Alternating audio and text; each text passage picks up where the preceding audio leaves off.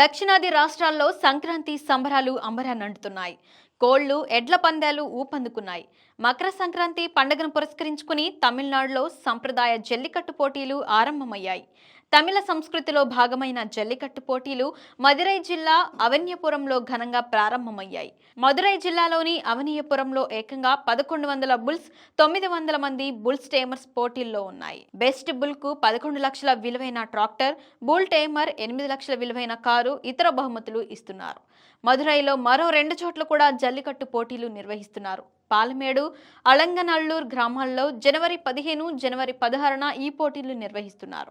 అయితే ఈ పోటీల నిర్వహణకు భద్రత కోసం కఠిన నియమ నిబంధనలు విధించారు. పోటీలకు ప్రభుత్వం స్ట్రిక్ట్ రూల్స్ పెట్టింది. సాయంత్రం వరకు నిరాఘటంగా సాగే ఈ క్రీడను చూసేందుకు వేల మంది రానున్నారు. ప్రతి ఏడాది తైపోగళ కంటే ముందుగా మదురై జిల్లా అవనియపురంలో జల్లికట్టు పోటీలు ప్రారంభమవుతోంది.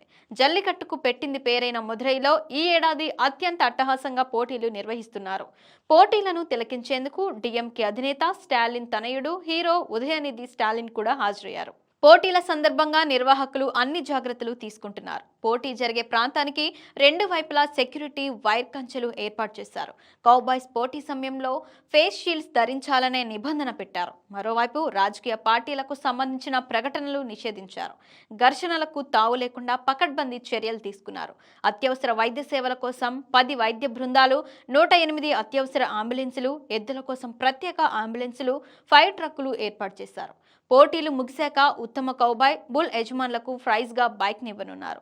పోటీల్లో ఎద్దులను లొంగదీసుకున్న ఎద్దుల యజమానులకు బంగారం, వెండి నాణేలతో పాటు వివిధ బహుమతులు అందజేయనున్నారు. గంటకో రౌండ్ చొప్పున ప్రతి రౌండ్లో 50కి పైగా కౌబాయ్లు అనుమతిస్తున్నారు.